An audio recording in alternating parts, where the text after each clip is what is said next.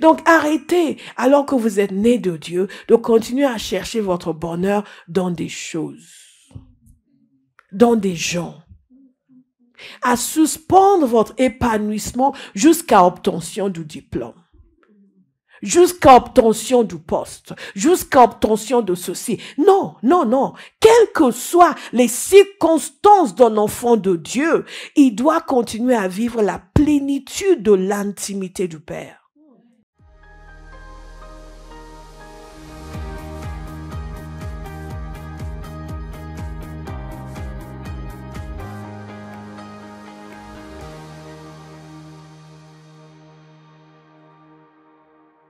Jean chapitre 1 du verset 12 au verset 13 nous dit ceci.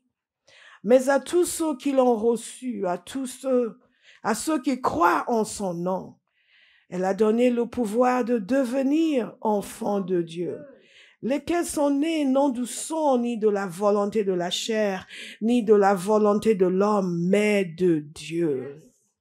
Et il est question ici de la parole, et que la parole était auprès de Dieu, et la parole était Dieu, et que par la parole, tout ce qui a été créé, et rien n'a été créé sans elle.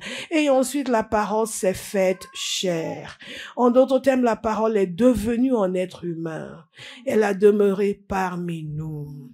Venue parmi les siens, et les siens ne l'ont pas reçu. Mais à tous ceux qui l'ont reçu, à ceux qui croient en son nom, elle a donné le pouvoir de devenir enfants de Dieu, lesquels sont nés non du sang, ni de la volonté de la chair, ni de la volonté de l'homme, mais de Dieu. La réalité de cette vie chrétienne, c'est que nous sommes nés de Dieu. C'est que la parole qui était auprès de Dieu et qui était Dieu s'est faite chair et a demeuré parmi nous, et que tous ceux qui la reçoivent deviennent enfants de Dieu. En d'autres termes, que avant de la recevoir, on n'est pas enfant de Dieu. Mais à tous ceux qui l'ont reçu, elle a donné le pouvoir de devenir enfants de Dieu. Né non de la volonté de l'homme. Donc ce n'est pas le jour où vous êtes venu au monde que vous êtes devenu enfant de Dieu. Né non pas de la volonté des parents, de la volonté d'un homme et d'une femme, mais né de Dieu. Et je vous dis toujours que ma confession favorite, c'est « Je suis né de Dieu ». Certains, leur confession favorite, c'est « Je suis moche ». Ah, j'ai plein de cheveux. Ah, je suis petit. Non, moi, c'est « Je suis né de Dieu ». Est-ce que quelqu'un veut le dire ce matin? Je suis né de Dieu. Je suis né de Dieu. Alléluia. Nous parlons depuis un certain temps de l'importance de connaître Dieu comme Père. Connaître Dieu comme Père. Et c'est ce message, vous savez comment le Seigneur me l'a donné un jour au réveil, et nous sommes dedans depuis un certain temps. Je vous ai expliqué que Jésus a révélé le Père. Il a révélé, il a révélé son nom. Et son nom qu'il a révélé, c'était son nom de Père. Et nous avons étudié toute l'année dernière tous ces attributs extraordinaires de Dieu. Et le couronnement de tout ça, c'est que ce Dieu omnipotent, ce Dieu omniscient, ce Dieu juste, ce Dieu extraordinaire, merveilleux, tout ce que nous avons vu sur lui, miséricordieux, est aussi notre Père. Et que est surtout notre Père. Parce que c'est ça la révélation de Jésus, du Père, que Jésus est venu donner aux êtres humains pour dire, venez à moi et vous allez le connaître comme votre Père. Oh, c'est Kabashiakat, notre Père. Et le cœur donc de la foi chrétienne, c'est la relation avec le Père. Il nous a pardonné pour que nous puissions vivre comme des enfants de Dieu. Il pouvait nous pardonner et nous laisser esclaves, mais il nous a pardonné pour faire de nous des enfants de Dieu. Et l'expérience de Dieu comme Père doit être le quotidien de chaque chrétien. Et quand ce n'est pas le cas, ça veut dire que notre expérience de Dieu est défectueuse. Quand la parole de Dieu nous dit de travailler à notre salut avec crainte et tremblement, ce n'est pas simplement il faut servir, il faut ceci, mais il faut grandir dans la connaissance de Dieu, dans la révélation des choses de Dieu qui doivent devenir partie intégrante de notre être. Dieu n'est pas un concept philosophique, c'est une personne.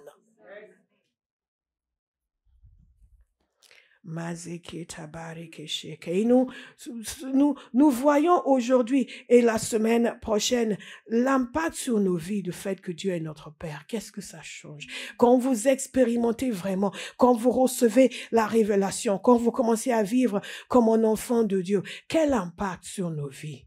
Quelle est la différence? Qu'est-ce que cela est censé apporter? La première chose, notez-le bien, nous allons voir deux choses aujourd'hui. La première chose, c'est l'identité. L'identité. La deuxième, c'est la sécurité. Toutes ces choses sont des choses que les êtres humains cherchent. Et ça se trouve uniquement en Dieu. Nous commettons des crimes, nous nous fourvoyons, nous nous trompons, nous commettons des erreurs, nous prenons de mauvaises décisions parce que nous cherchons ou à avoir une certaine identité, ou à apparaître d'une certaine manière, ou à valider notre identité. Mais notre identité se trouve en Dieu. L'identité est quelque chose de très important. Nous ne pouvons pas le nier. Et les semences de notre identité, c'est ce que nous sommes, c'est l'ensemble de nos valeurs, de notre perspective sur nous-mêmes et comment les autres aussi nous perçoivent. Pour certains, c'est très important pour leur identité. Ça ne devrait pas avoir d'importance en réalité. Et l'identité peut, les semences de notre identité viennent dès l'enfance. Parfois, en tant que pasteur, on prie pour les gens et on voit que vous voyez des gens qui sont assez difficiles, qui se voient toujours rejetés, qui pensent que personne ne les aime. Et ça vient de l'enfance. Dans certains cas, c'est l'enfant qui a été moins aimé que les autres et qui a grandi avec ce sentiment de rejet. Toute son identité, c'est dans cela. Et parfois, moi, je suis quelqu'un on m'aime pas, moi. Moi, partout où je vais, on m'aime pas. Et des gens ont toutes sortes de choses. Cela a façonné une certaine image d'eux-mêmes. Parfois, c'est très caché et ensuite pour couvrir, à cause de cela, on va se donner des airs, on va se donner des apparences, on va s'habiller d'une certaine manière, on va se maquiller d'une certaine manière parce qu'on veut cacher quelque chose, on manque à l'intérieur, on veut projeter, on veut se donner une identité qui n'est pas la nôtre.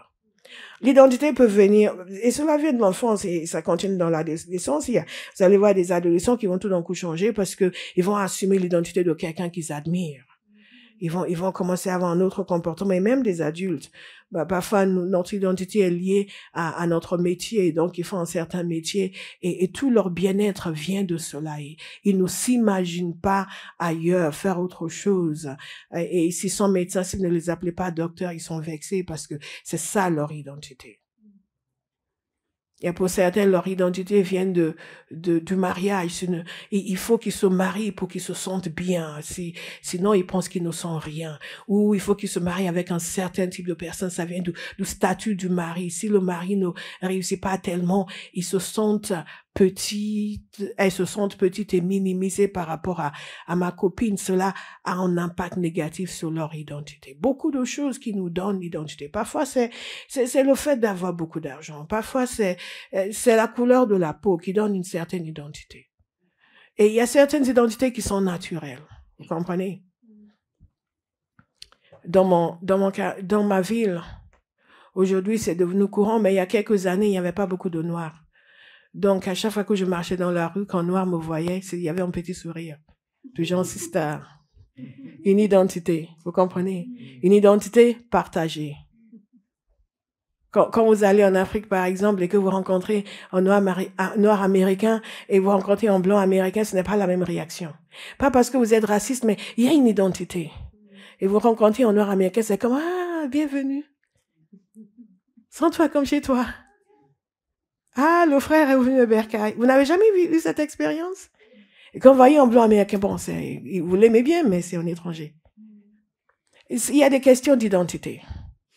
Il y a un serviteur de Dieu qui disait qu'il avait constaté que dans son ministère, les gens sont très gentils, ils s'aimaient beaucoup, mais les blancs allaient déjeuner ensemble et les noirs allaient déjeuner ensemble. Pourtant, c'était des gens très gentils et ils ne faisaient pas exprès. Et ce n'était pas du racisme, c'est juste une question d'identité. Est-ce que vous me suivez? Beaucoup de choses que les gens appellent racisme, c'est juste une identité. Les gens s'identifient à des personnes qui ont des expériences partagées, des expériences communes qui leur ressemblent. Alléluia. Vous n'avez jamais été dans un groupe, vous êtes entouré de gens qui sont, peut-être que vous êtes blanc, vous êtes entouré de noirs, vous êtes entouré de blancs, et quelqu'un qui a la même identité raciale veut demander quelque chose. Vous ne le connaissez ni d'Ève ni d'Adam, et il se dirige vers vous. Moi, ça m'est arrivé plusieurs fois. Je suis dans un groupe, il y a beaucoup de blancs autour de moi, et il y a un noir qui arrive, il a besoin de quelque chose, il vient directement vers moi. Est-ce que c'est de racisme? Non, c'est l'identité. Je vous explique cela parce qu'il faut comprendre la force de l'identité. C'est important de comprendre la force de l'identité. Donc, quand nous parlons de l'identité le sens de l'identité que nous avons, quand nous comprenons que nous sommes fils de Dieu, c'est quelque chose de très fort. Notre identité peut venir de la religion. Je me souviens dans le temps quand j'allais à Londres, quand j'étais dans le métro et que j'entendais des chrétiens parler et mon visage s'illuminait. Ils peuvent venir du Bangladesh comme ils peuvent venir de la Jamaïque, comme ils peuvent venir de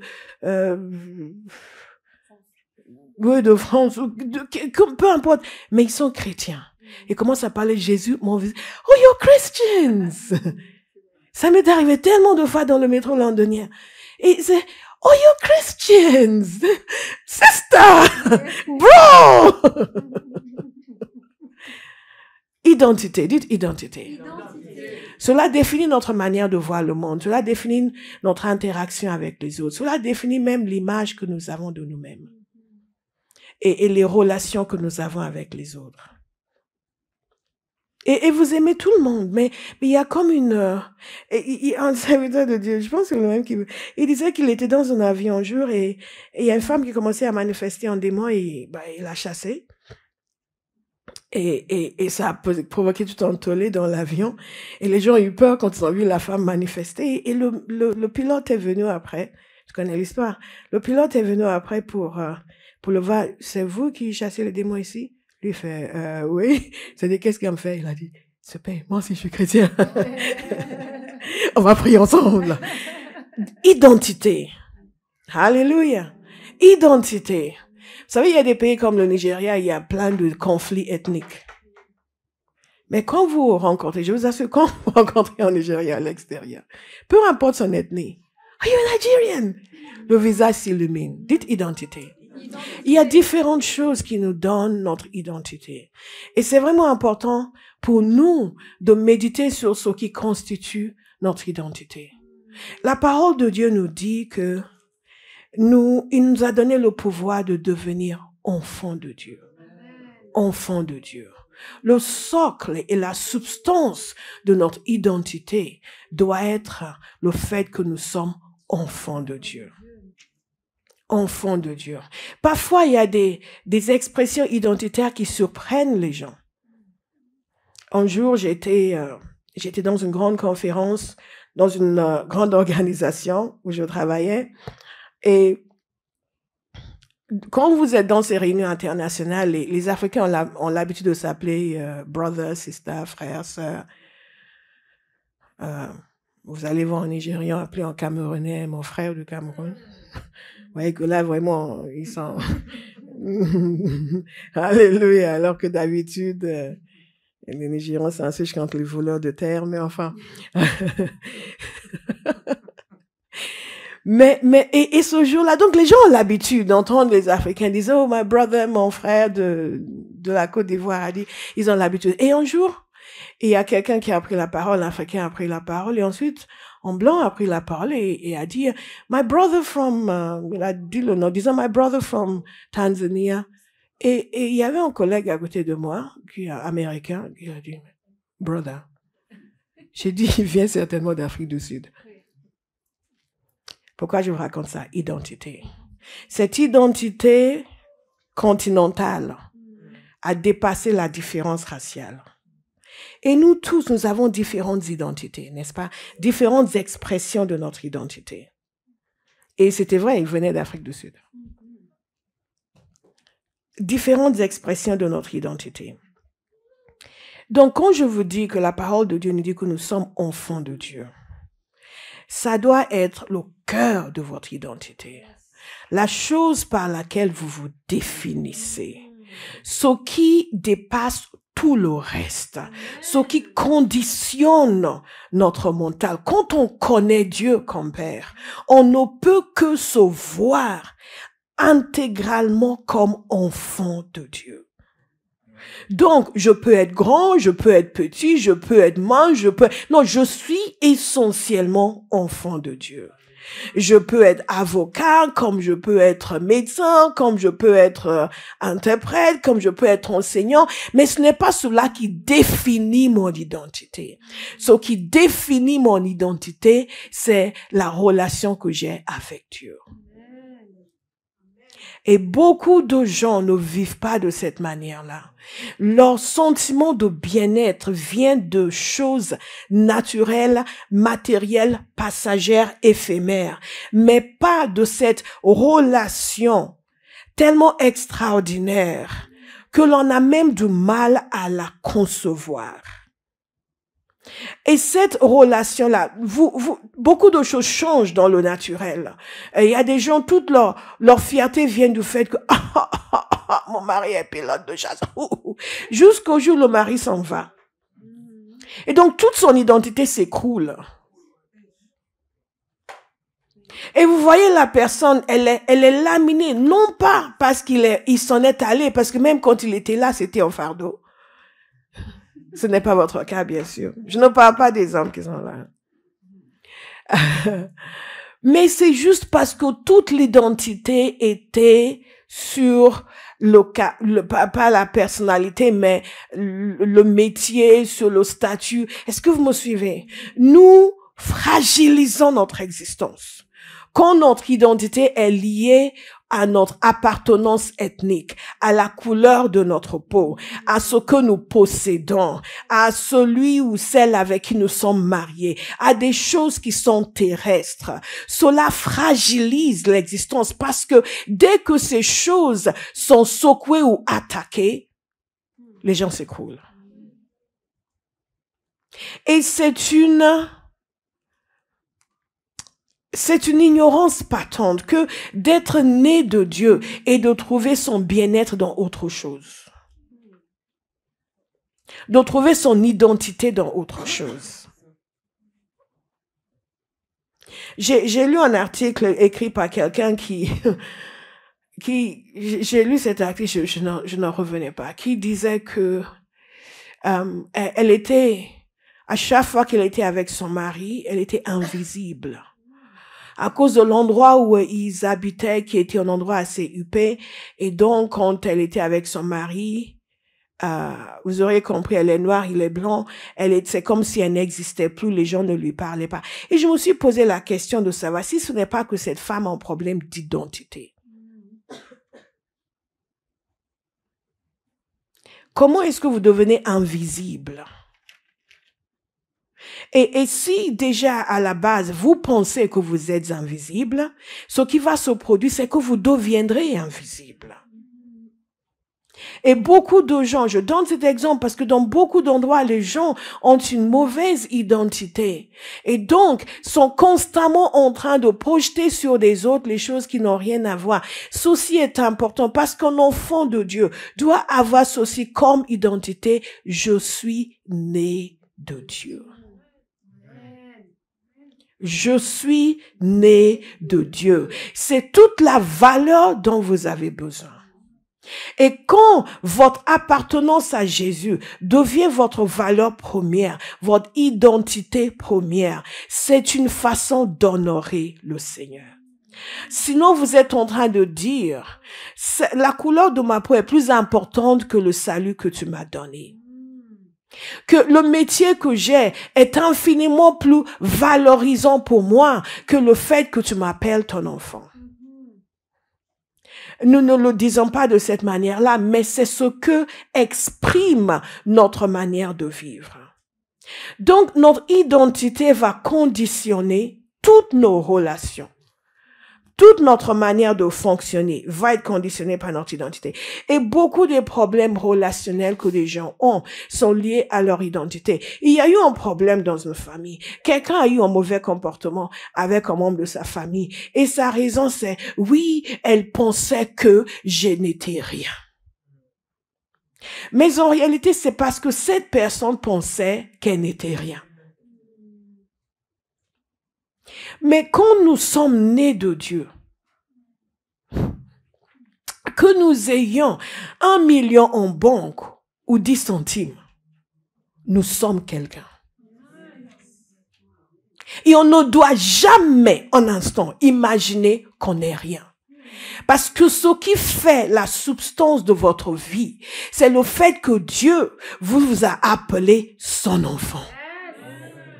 Il vous a regardé tel que vous êtes, en connaissant toutes vos faiblesses, en connaissant tous vos péchés passés, et toutes les choses que vos amis n'aiment pas chez vous. Et il a dit, tu es mon enfant. Alléluia! Je veux vous inviter à méditer là-dessus. Parce que ce qui fait votre identité, c'est aussi le moyen par lequel l'ennemi va attaquer votre vie. Si ce n'est pas votre relation avec Dieu. Alléluia. Nous sommes connectés à la grandeur de Dieu. Sa valeur devient notre valeur. La parole de Dieu nous dit que nous sommes héritiers et co-héritiers de Christ. Romains 8, 17. Or, si nous sommes enfants, nous sommes aussi héritiers. Héritiers de Dieu et co-héritiers de Christ. Si toutefois nous souffrons avec lui afin de prendre aussi part à sa gloire. 1 Jean 3, 1 nous dit, voyez quel amour le Père nous a témoigné pour que nous soyons appelés enfants de Dieu. Et nous le sommes. Si le monde ne nous connaît pas, c'est qu'il ne l'a pas connu lui. Je vous ai dit que quand je rencontrais des chrétiens dans le métro londonien, j'étais toujours excitée. Pourquoi? Parce que je l'ai connu lui et donc je les connais. Pourquoi nous honorons, nous valorisons les frères et sœurs? Pas parce qu'ils sont merveilleux, parce que certains ne le sont vraiment pas. Mais parce que nous connaissons celui qui les a appelés ses enfants. Et je vous disais l'autre jour, pendant le temps de jeûne et de prière, que plus vous êtes intime avec Dieu, plus vous allez aimer les frères et sœurs. Parce que vous connaissez celui qui les a appelés ses enfants. Et j'ai dit que nous n'aimons pas les gens parce qu'ils sont bien. Nous aimons les gens parce que nous sommes bien. C'est l'amour de Christ qui a été déversé en nous, qui nous amène non seulement à aimer Dieu, mais à aimer les gens. Parce que nous l'avons connu. Et puisque nous l'avons connu, nous connaîtrons aussi ceux qui l'ont connu. Alléluia. Voyez de quel amour Dieu nous a aimés. Pour que nous soyons appelés. Voyez de quel amour Dieu nous a aimés. Pour que nous soyons appelés enfants de Dieu. Donc quand vous êtes confronté à quelqu'un et vous êtes en mesure de dire, voyez de quelle haine Philippe m'a haï. Pour qu'il me traite de tous les noms. Et il y a des gens qui vont, mais quand il m'a appelé, il m'a dit, c'est pas vrai, j'en reviens pas. À chaque fois que j'y pense, je dis, oh, si je n'étais pas chrétien. Et vous êtes là et vous avez oublié. Voyez de quel amour Dieu nous a aimés pour que nous soyons appelés enfants de Dieu. Et nous le sommes. À chaque fois que vous aviez envie de dire, voyez de quelle haine ma belle-mère m'a haï. Rappelez-vous, voyez de quel amour Dieu nous a aimés. L'amour de Dieu. Pour que nous soyons appelés enfants de Dieu, la conscience d'être enfants de Dieu va façonner votre identité. De telle sorte que, même si le monde entier vous détestait, vous allez continuer. Vous allez continuer. Parce que vous êtes tellement imprégnés de l'amour dont Dieu vous a aimé. Alléluia. Notre identité est liée à l'amour de Dieu pour nous. Non à notre perfection, non à notre excellence, non à notre beauté. Alléluia. Parfois, on exagère sur le maquillage parce que notre identité est liée à l'apparence physique.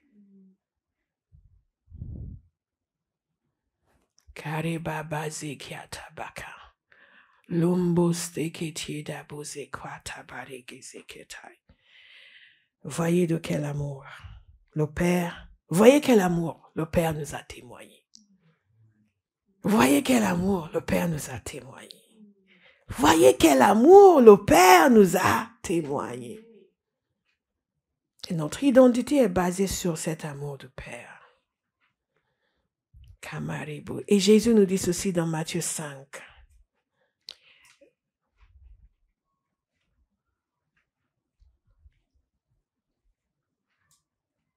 Heureux serez-vous lorsqu'on vous insultera, qu'on vous persécutera et qu'on dira faussement de vous toutes sortes de mal à cause de moi.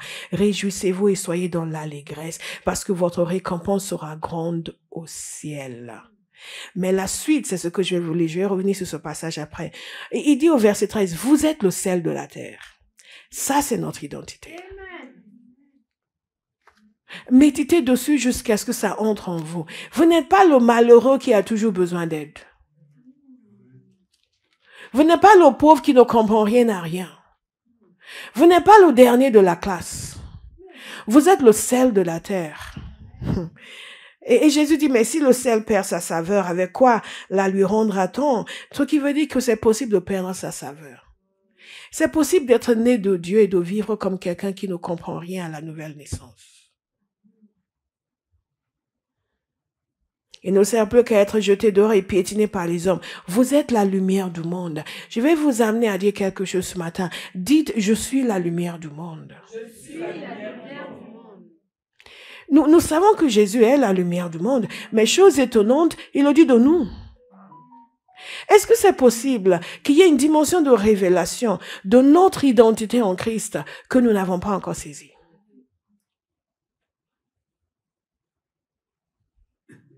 Exercez-vous à le méditer et à le dire toute cette semaine. Je suis le sel de la terre. Je suis la lumière du monde. Si ce n'était pas écrit dans la parole, on dirait que c'est du blasphème, n'est-ce pas? Comment tu peux dire ça? Tu n'es qu'un être humain. Mais Jésus l'a dit. Ce qui veut dire que dans ce salut qu'il nous a donné, dans le fait que nous avons été transférés des ténèbres dans le royaume du Fils bien-aimé, il y a beaucoup plus de choses que ce que nous avons découvert. Et il y a une vie. Je vous disais le jour de l'an que ce n'est pas à une théologie que nous sommes venus, c'est à une vie. Une vie surnaturelle, une vie spirituelle qui est donnée aux enfants de Dieu. Et beaucoup ne vivent pas cette vie, ne la savourent pas. Ils sont juste en train de dire, Seigneur, donne-moi ça, donne-moi ça, donne-moi ça, donne-moi ça. Comme s'ils étaient venus à un tirelire ou à un supermarché ou à un self-service.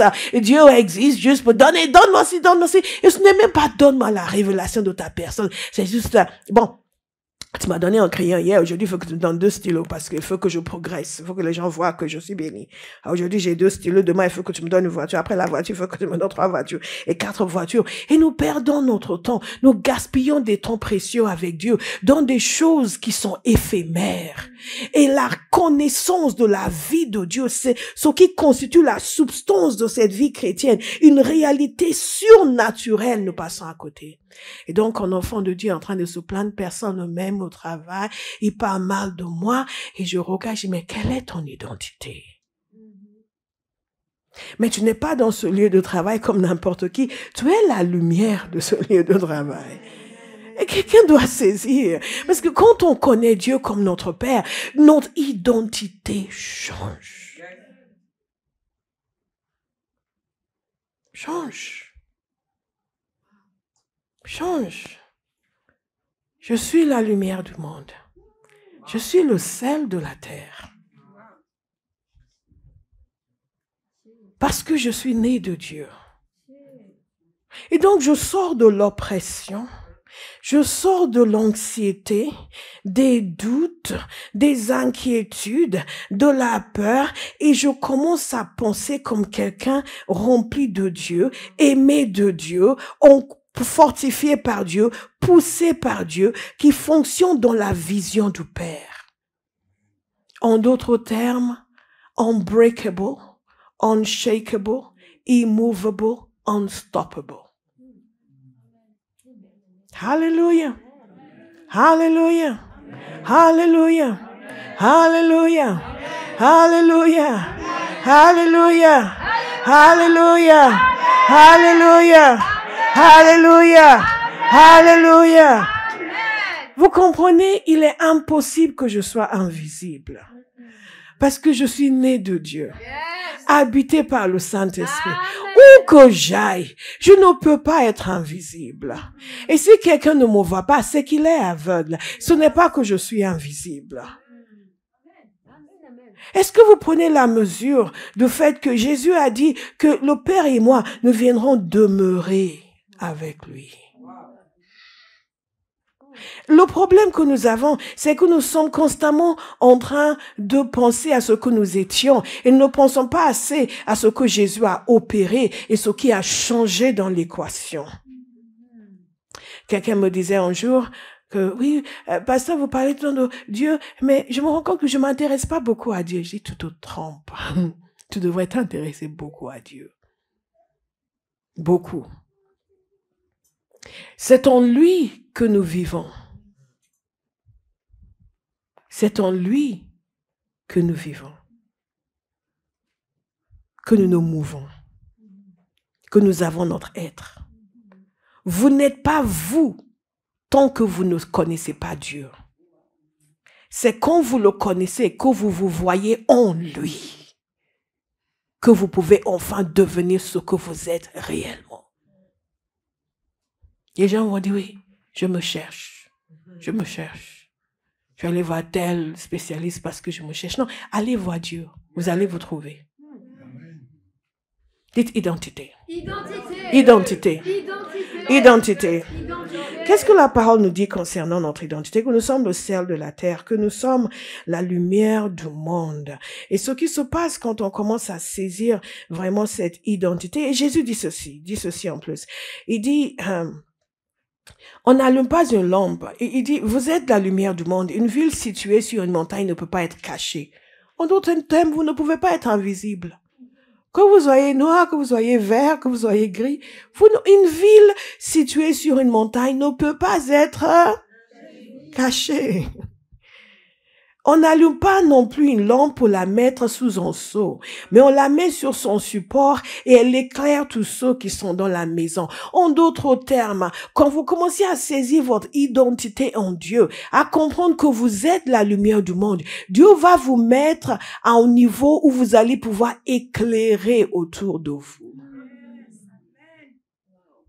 Alléluia.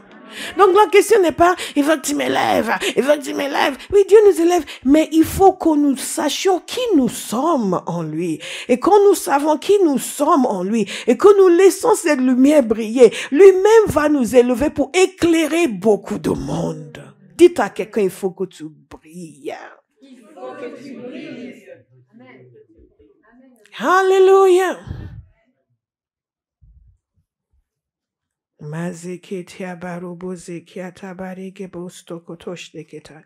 J'ai toujours prié, depuis que le Seigneur m'a fait comprendre ces choses, qu'il fallait qu'il détruise tout ce qui en moi s'opposait à ce que je suis censé être en lui. Vous savez? Une des choses qui nous empêche de vivre pleinement cette vie d'enfant de Dieu, c'est que nous aimons trop les choses qui nous affaiblissent.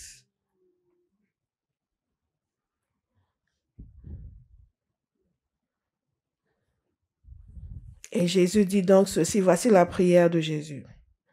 Que de la même manière votre lumière brille devant les hommes, afin qu'ils voient votre belle manière d'agir et qu'ainsi ils célèbrent la gloire de votre Père céleste. Les gens qui nous rencontrent doivent célébrer la gloire du Père. Et nous célébrerons la gloire du Père que lorsque nos vies brillent. Et nos vies ne brillent pas parce que nous faisons semblant de ne pas avoir de problème. Nos vies brillent parce que nous sommes conscients du fait que nous sommes des enfants de Dieu. Et nous vivons dans l'assurance d'un enfant de Dieu. Et quelles que soient les circonstances, nous vivons dans cette gloire de Dieu. Et Dieu fait en sorte que les gens voient. Amen. Alléluia. Alléluia. Alléluia. Alléluia. Alléluia. Je suis né de Dieu. Je suis né de Dieu. Je suis né de Dieu. Je suis né de Dieu. Je suis né de Dieu. Je suis né de Dieu. Alléluia. Qu'est-ce qui se passe quand vous êtes conscient du fait que vous êtes né de Dieu, votre identité, comme je vous ai dit, et cette identité d'enfant de Dieu va vous amener à prendre conscience du fait que vous êtes aimé. Vivre l'amour du Père, dans la faveur du Père. Quand vous voyez des gens qui n'aiment pas prier, c'est des gens qui ne sont pas conscients d'être aimés de Dieu. Ce n'est pas qu'ils ne sont pas aimés, mais ils n'en ont pas la révélation. Parce qu'on cherche toujours à côtoyer les gens qui nous aiment. Est-ce que vous le savez? On cherche toujours à côtoyer les gens qui nous aiment. Et donc, quand on sait à quel point nous sommes aimés de Dieu, nous avons la révélation que Dieu est notre Père, on veut le côtoyer. C'est pas encore arrivé le matin, on dit, Father, Father, we declare that we love you. We declare everlasting love for you. Father, we declare that we love you. We declare everlasting love for you.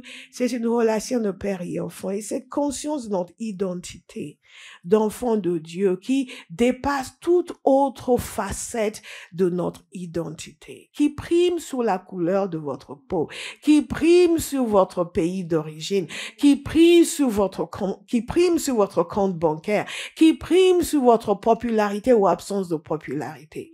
Cette conscience d'être enfant de Dieu va vous amener à vivre dans le repos, dans la tranquillité, avec le sentiment d'appartenance. On dit que parmi les désirs les plus chers des êtres humains, c'est de sentir qu'ils appartiennent quelque part. Et vivre la conscience de Dieu comme Père vous donnera un sentiment d'appartenance. Nous appartenons à Dieu. La parole de Dieu nous dit que nous sommes les gens de la maison de Dieu. Nous ne sommes pas ses clients. Nous ne sommes pas des quémandeurs de bénédiction. Nous sommes les gens de la maison de Dieu. Alléluia. Alléluia. Alléluia. Alléluia.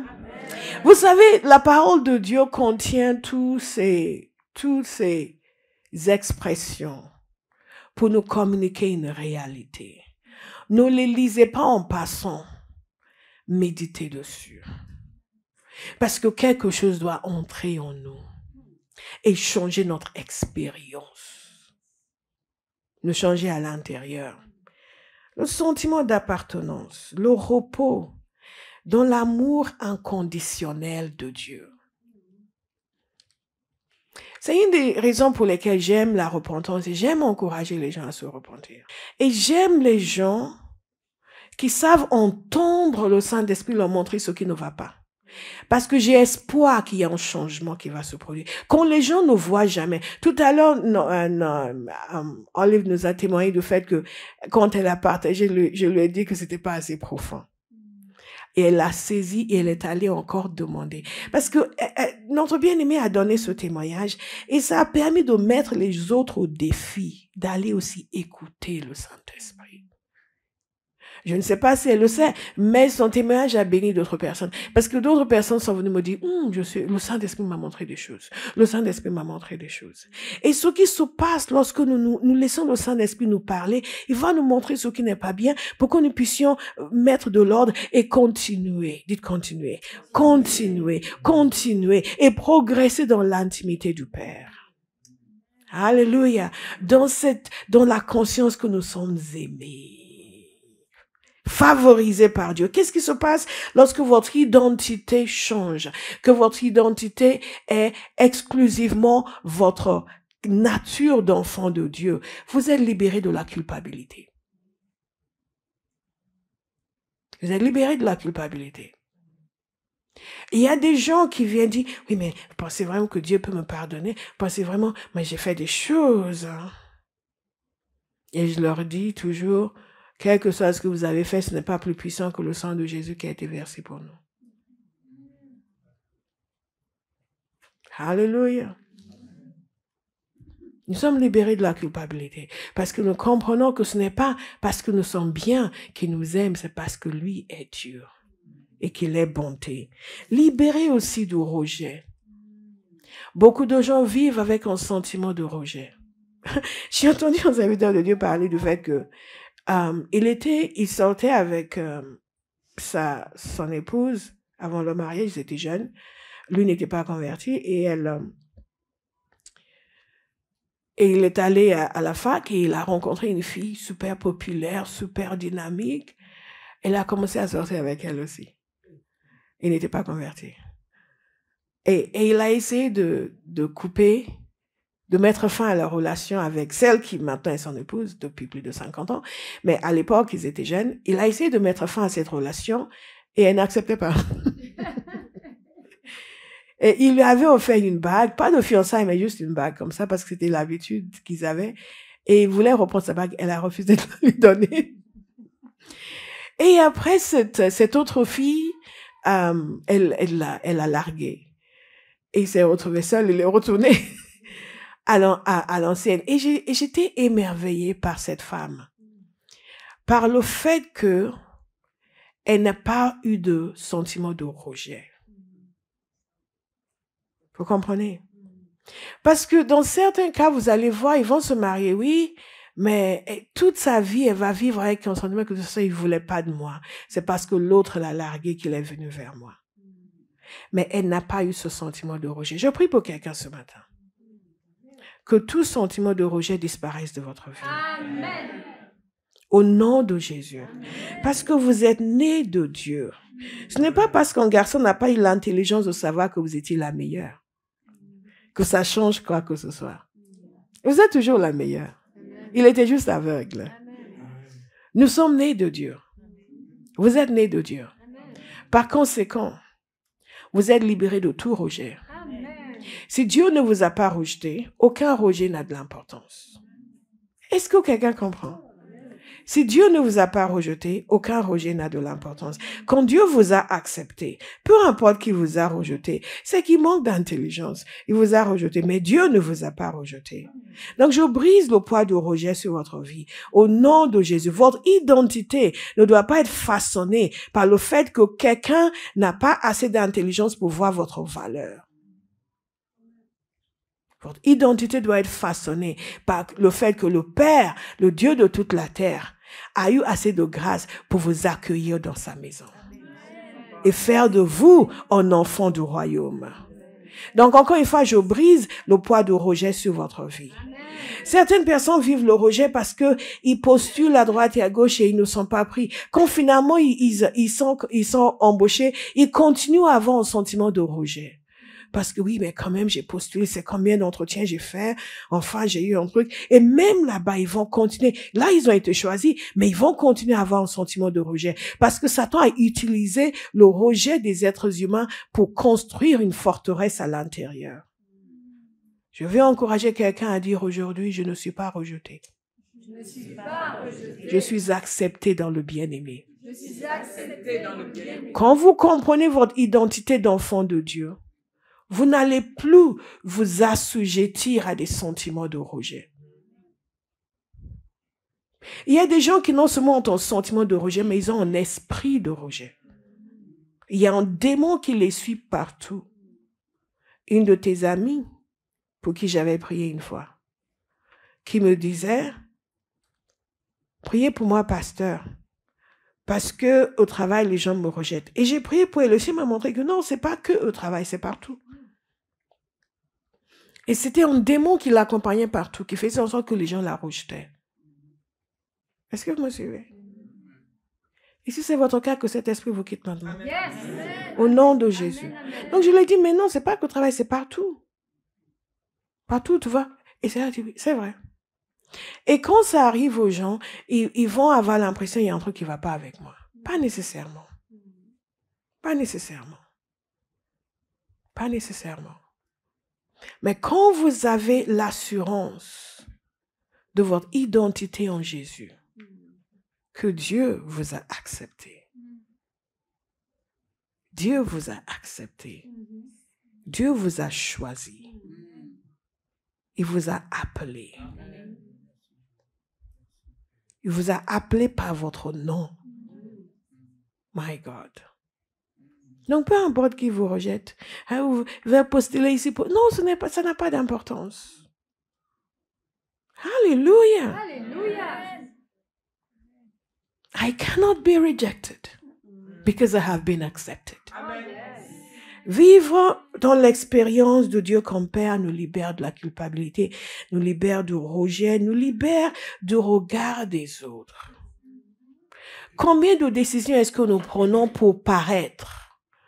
Nous allons acheter cette voiture parce que comme ça, les gens vont voir que Dieu nous a bénis. Nous allons pouvoir témoigner. Nous allons faire ce business, nous ne le sentons pas trop, mais on va le faire comme ça, on va pouvoir aller témoigner à l'église qu'on a gagné encore 10 millions. Oh, glory to God. Pour paraître. Et quand on fait des choses et notre pensée c'est, ils vont voir, les gens vont savoir. Et ceci, c'est parce que nous n'avons pas d'assurance dans notre identité en Christ. Nous faisons des choses parce que Dieu le veut, pas parce que nous voulons montrer aux autres.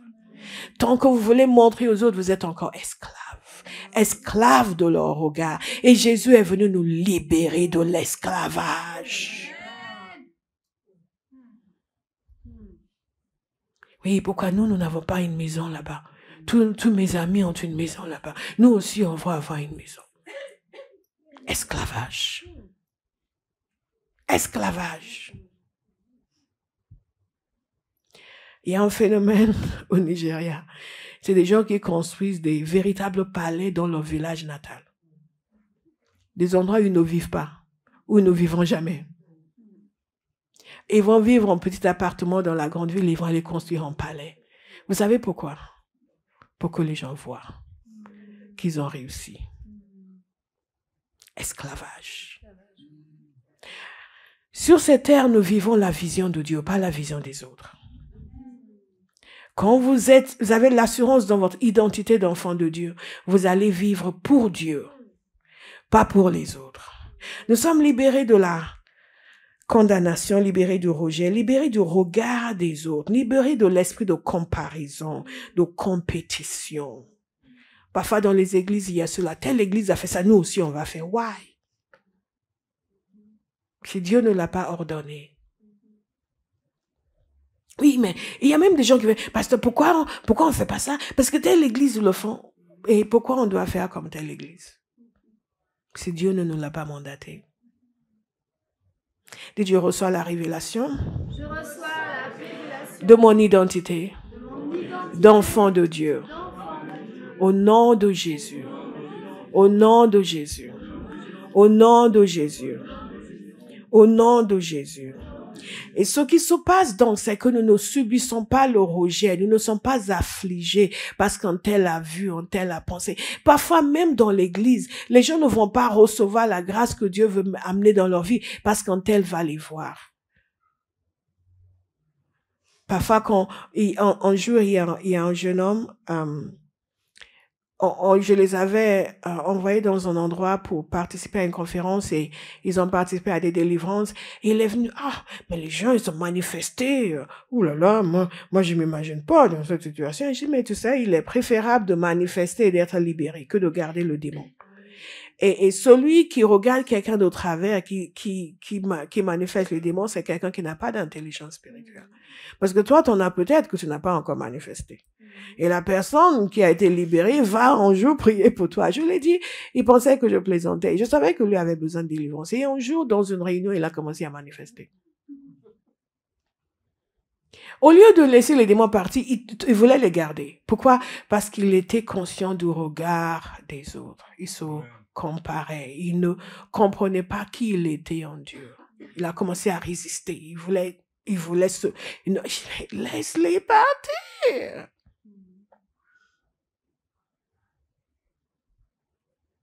On ne se compare pas, on ne vit pas sous le poids de l'opinion des autres. Identité, né de Dieu, enfant de Dieu. Jésus dit ceci dans Matthieu 5, verset 11, donc ce que je vous ai lu précédemment. Heureux serez-vous lorsqu'on vous insultera, qu'on vous persécutera et qu'on dira faussement de vous toutes sortes de mal à cause de moi. Réjouissez-vous et soyez dans l'allégresse parce que votre récompense sera grande au ciel. Et en effet, c'est ainsi qu'on a persécuté les prophètes qui vous ont précédés. Vous voyez ce que Jésus est en train de nous dire? Que les gens vont nous insulter à cause de lui. Mais si vous n'êtes pas établi dans votre identité d'enfant de Dieu, vous allez avoir peur. Il y a des gens qui sont au travail, sont des chrétiens sous-marins. Personne ne sait qu'ils sont chrétiens. Parce qu'ils ne veulent pas être critiqués. Ils ne veulent pas être insultés. Donc, ils sont gênés par Jésus. Mais quand vous savez que vous êtes enfant de Dieu, c'est un badge d'honneur. C'est votre identité. S'il y a une chose que les gens doivent savoir sur vous, c'est que vous êtes né de Dieu. Amen. S'ils ne le savent pas encore, vous trouvez toutes les occasions pour le dire. Ah, comment tu t'appelles? Je m'appelle Béa. Donc, parle-moi de toi. Je suis enfant de Dieu, je suis chrétien. Ça doit être naturel. Mais quand on hésite encore, c'est qu'on ne connaît pas encore son identité. S'il y a une chose que vous voudriez que les gens sachent sur vous, c'est que vous êtes né de Dieu. Amen. Alléluia. Ça doit être la première chose que vous avez envie de communiquer, avant même de dire comment vous vous appelez. Parce que c'est ça votre véritable identité. Et quelqu'un qui ne sait pas que vous êtes né de Dieu ne peut pas vous connaître. Impossible. Impossible. Qu'est-ce que tu sais de moi? Parce que j'ai un joli visage et alors, non. Le vrai moi, tu ne connais pas encore. Le vrai moi, c'est un enfant de Dieu. Alléluia. Et c'est toujours merveilleux. Dans le temps, dans mon métier, c'était toujours merveilleux quand les gens commençaient, les gens que je connaissais pas, je les rencontrais comme ça, ils commençaient à critiquer les chrétiens. Oh Dieu, thank you. Tu m'as donné une ouverture. Oui, mais tu sais, c'est chrétien. Qu'est-ce qu'on t'a fait? Non, je parle pas de toi, je parle de qui, mais j'en suis une. Une fois, quelqu'un critiquait les téléévangélistes. C'était avant que tout le monde ne devienne téléévangéliste. Maintenant, tout le monde est téléévangéliste. Ils sont tous sur Facebook, sur un. Mais avant, il n'y avait que les gens qui prêchaient l'évangile à la télévision. Ils étaient détestés. Et j'étais en mission avec quelqu'un et la personne me dit, oui, mais tu vois, c'est téléévangéliste. Je dis, mais qu'est-ce que c'est? Je suis téléévangéliste. Qu'est-ce qu'on t'a... Oui, mais des téléévangilistes, des gens qui annoncent l'évangile à la télévision. J'annonce l'évangile à la télévision. Ouais, ah bon, d'accord. Non, en fait, c'est pas ça. C'est juste que... Dites, je suis né de Dieu. Je suis né de Dieu. Je suis né de Dieu. Je suis né de Dieu. Oh, je voulais vous parler de sécurité, mais ça devrait attendre. Qui est content d'apprendre son identité? Alléluia. Moi. C'est notre identité. C'est notre identité. C'est notre identité. C'est ça notre identité. Alléluia. Et quand on est conscient de son identité, on va faire les bons choix. On va avoir les bonnes relations. Et on va avoir de bonnes relations. Beaucoup des problèmes relationnels sont provoqués par des difficultés au niveau de l'identité. Les gens se fâchent pour rien. Je vous ai parlé de la personne qui disait, oui, elle pensait que j'étais rien. Non, c'est parce que la personne elle-même pensait qu'elle n'était rien. Mais quand vous savez qui vous êtes, et quelqu'un vous dit, oui, mais toi, tu vois, whatever. Whatever. Dieu ne m'a pas désapprouvé. Donc, je ne suis pas désapprouvé. Alléluia. On fait les bons choix dans les relations, les bons choix de façon générale. Les choix qui plaisent à notre Père. Et beaucoup de fois, les gens savent que ça ne plaît pas à Dieu, mais ils sont tellement émotionnellement instables qu'ils vont faire le mauvais choix quand même. Des problèmes, des conflits à n'en pas finir. Parce que les gens veulent se faire valoir. Donc quand on parle de ces choses, Dieu savait quels étaient les besoins de l'être humain. Rien n'est du simple domaine de la théologie. Tout est applicable à notre existence. Et nous avons intérêt à l'appliquer à notre existence parce que ce Dieu qui nous a créés, qui a défini les contours de l'existence humaine, il savait ce qui, dans cette relation, allait répondre à nos besoins les plus profonds. Chacun veut être aimé. Chacun veut avoir un sentiment d'appartenance. Chacun veut être validé. Chacun veut en chez soi des gens avec qui il sait que même s'il a mal agi, ils seront toujours là. Oui ou non? Mais nous avons un Père qui est toujours là. Nous avons un Père qui est toujours là. Donc arrêtez de l'ignorer. Les bonnes relations. Les bons choix. Et une assurance à toute épreuve. Quelqu'un reçoit ce matin une assurance à toute épreuve. Il y a une assurance qui nous gagne lorsqu'on grandit dans cette relation de père et enfant. Et les gens vont vous dire, mais tu te prends pour qui? Pour le Fils de Dieu. Pour la fille de Dieu. What do you think? Alléluia. Je vous assure en tant que chrétien, si les gens ne vous ont pas encore dit tu te prends pour qui, vous ne manifestez pas encore votre dimension d'enfant de Dieu. Je ne parle pas d'orgueil, je parle de l'assurance. Une assurance que, par ce qu'il vit, je n'ai rien à craindre.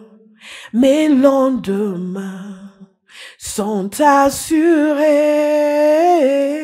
entre ses mains. Il tient ma vie pour ce temps et l'éternité. Je sais qu'il vit parce que c'est mon Père. Vous ne pouvez pas savoir que vous êtes enfant de Dieu et dire je suis invisible. Et même pas parce que je suis noir. They don't count. Leur opinion n'a pas de valeur. Ça ne change strictement rien. On ne peut pas se sentir petit. On ne peut pas se sentir méprisé. Les gens peuvent vous mépriser, mais vous ne vous sentirez pas méprisé. Alléluia. Beaucoup des problèmes émotionnels que les gens souffrent viennent du fait qu'ils n'ont pas cette conscience de leur identité en Christ. Nous sommes sauvés et nous passons notre temps à vouloir savoir le minimum possible, à nous investir le minimum possible, à prier le minimum possible, juste rester sauvés. Qu'on ne me demande pas trop lire la Bible, pas trop prier. Mais comment est-ce que vous allez comprendre qui vous êtes? Comment est-ce que vous allez comprendre qui il est? Nous sommes assommés d'informations en continu. Si la parole de Dieu n'entre pas en vous, vous allez vivre sur cette terre assujetti à beaucoup de choses. Jamais avec une identité clairement définie. Lorsque nous connaissons notre identité, notre engagement avec Dieu devient indéfectible. La liberté, toutes ces tentations d'orgueil, vous voyez quelqu'un qui était humble avant, quand tout était difficile, dès que Dieu l'élève, on peut... Sa tête aussi s'élève. Oui, mais tu sais, avant j'étais à l'église tout le temps, mais tu vois, là je suis occupée. Mais vous comprenez pas. Mais quand on gère une multinationale, my God, on est occupé. Ah, dimanche, je suis venu à l'église, le culte a dépassé de 10 minutes, mais pasteur Bola ne comprend pas que nous autres, on a des choses à faire. Quand on sait qu'on est enfant de Dieu, on reste humble. Parce qu'on est face à celui qui est immense. Quelle grandeur est-ce que nous pouvons acquérir? My. Quand je vois des chrétiens qui sont orgueilleux, je dis, oh Jesus, help him. Mais nous avons vu que Jésus a dit que notre lumière est censée briller. Qu'est-ce qui se passe lorsque nous connaissons notre identité? Nous commençons à briller. Nous ne sommes pas ceux qui sont constamment en demande. Nous sommes des gens qui donnent en continu. Parce que nous avons des ressources inépuisables en Dieu. La parole de Dieu nous dit de nous approcher du trône de la grâce pour être secourus au moment opportun. Nous avons accès à toute l'aide dont nous avons besoin. Lorsque nous savons que nous sommes enfants de Dieu, nous vivons dans la sécurité. Parce que c'est la réalité de notre identité qui pénètre dans nos cœurs, qui change notre manière de nous voir, qui nous amène non seulement à vivre cette vie que je viens de vous décrire. Mais en vivant cette vie que je viens de vous décrire, nous allons glorifier le Seigneur. La gloire de Dieu, ce n'est pas que je suis malmené, je suis écroulé et finalement il vient, il m'aide. Ça, c'est ma délivrance. La gloire de Dieu, c'est dans le fait que je suis malmené, ça ne me fait ni chaud ni froid. Parce que la conscience de ce Dieu qui m'aime et de ce que je suis en lui m'envahit et anéantit tout le reste. C'est pour cela que nous parlons de unstoppable, unshakable, immovable, unbreakable, inarrêtable, incassable. Je suis en train de prophétiser sur vous. Inarrêtable, incassable, immuable. Alléluia. Indestructible. À cause de notre identité en Jésus. À cause de notre identité en Jésus. Alléluia. Alléluia. Alléluia. Alléluia. Alléluia. Vous irez d'intervention divine en intervention divine. Parce que vous savez qu'il est votre Père. Donc vous attendez au meilleur qu'il a. Nous en parlerons aussi la semaine prochaine. Mais il n'y a aucune situation où vous allez dire c'est fini pour moi. Parce que vous avez un Père. Et dès lors où vous avez un Père, vous savez que ce n'est jamais fini. Si lui n'a pas dit que c'est fini, ce n'est pas possible. Dès lors où vous avez un Père, vous êtes conscient du fait que vous êtes son Père. C'est la clé pour tout ce qu'il veut faire dans votre vie. Nous en parlerons la semaine prochaine. Mais les possibilités sont illimitées. Amen. Hey. 1 Pierre 2, 9. Vous, au contraire, vous êtes un peuple choisi, des prêtres royaux. Vous n'avez pas compris. Vous pensez que ça parle de moi et vous avez raison. Mais dites amen pour moi. Vous, au contraire, vous êtes un peuple choisi, des prêtres royaux, une nation sainte, un peuple racheté, afin de proclamer les louanges de celui qui vous a appelé des ténèbres à sa merveilleuse lumière. Vous comprenez? Ça, c'est un des premiers versets que j'ai appris quand je me suis converti. We are a chosen generation, a royal priesthood, a holy nation, a people belonging to God.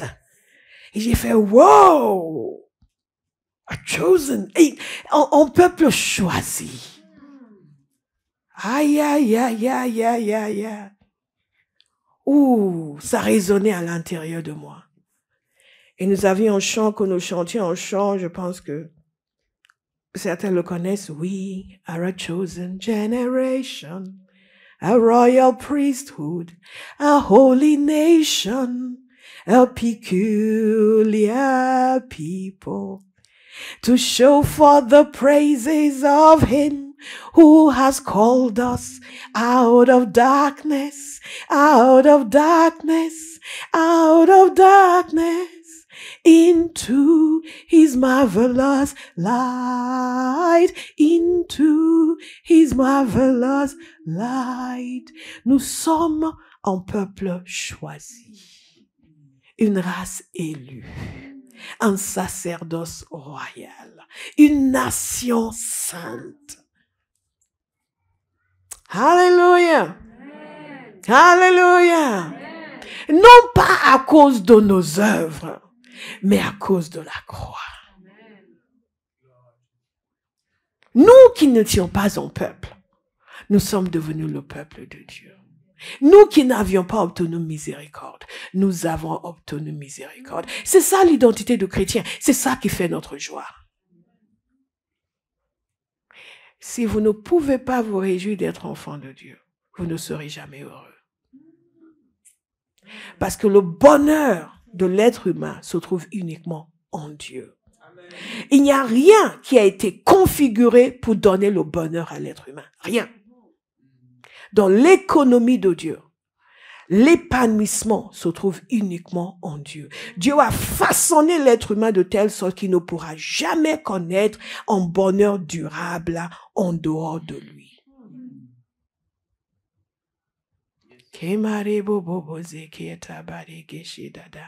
Mais en lui,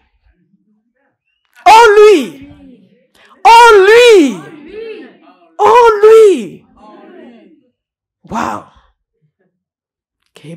Donc arrêtez, alors que vous êtes né de Dieu, de continuer à chercher votre bonheur dans des choses, dans des gens, à suspendre votre épanouissement jusqu'à obtention du diplôme, jusqu'à obtention du poste, jusqu'à obtention de ceci. Non, non, non. Quelles que soient les circonstances d'un enfant de Dieu, il doit continuer à vivre la plénitude de l'intimité du Père. Vous me suivez? Parce que ce que vous attendez n'a pas été configuré pour vous rendre heureux. Il peut vous donner un certain plaisir. Mais votre vraie satisfaction ne se trouve qu'en lui. Est-ce que quelqu'un écoute ce matin? Parce que souvent nous nous rendons malheureux. Alors que nous sommes nés de Dieu, parce que nous ignorons celui qui est notre source, qui est notre joie, qui est notre bien-être, et nous attendons quelque chose, parce que nous pensons que tant que nous n'avons pas cette chose, nous ne pouvons pas être bien. Vous pouvez vivre sans tout sur terre, mais jamais sans Dieu. Et vous pouvez aussi vous rendre malheureux tout en étant avec Dieu, parce que vous ne le considérez pas. Vous mettez votre valeur sur autre chose. Oui, mais j'attends le jour où, là, ce sera... Non, non, non, ce ne sera jamais. Alléluia. Dès je vis la plénitude de l'amour du Père. Je choisis de considérer celui qui m'a sauvé. Je choisis d'honorer le Père. Je choisis de reconnaître la valeur de mon identité en Christ et de baser ma vie sur l'amour de Dieu pour moi et non pas sur des choses ou sur des gens. Alléluia. Alléluia. Alléluia. Alléluia. Alléluia. Alléluia. Alléluia. Alléluia. Alléluia. Alléluia. Alléluia. Alléluia. Alléluia. Alléluia. Alléluia. Alléluia. Alléluia. Alléluia. Alléluia. Même si je marche dans l'ombre de la vallée de la mort, je ne craindrai aucun mal parce que tu es avec moi. Le fait que Dieu soit avec vous est la seule chose dont vous avez besoin pour être épanoui. Si vous ne l'êtes pas, c'est parce que vous ne le considérez pas. Alléluia. Mais nous allons le considérer. Nous allons nous attarder sur lui. Nous allons laisser l'identité qu'il nous donne devenir notre véritable identité. Nous allons mettre de côté les idoles que nous avons. Tout ce que nous avons érigé en identité à sa place. Mettre de côté notre orgueil, mettre de côté nos accomplissements, mettre de côté même ce que nous n'avons pas. Et décider de focaliser notre attention sur ce Dieu merveilleux qui nous appelle ses enfants. Je vous invite à vous lever et nous allons prier.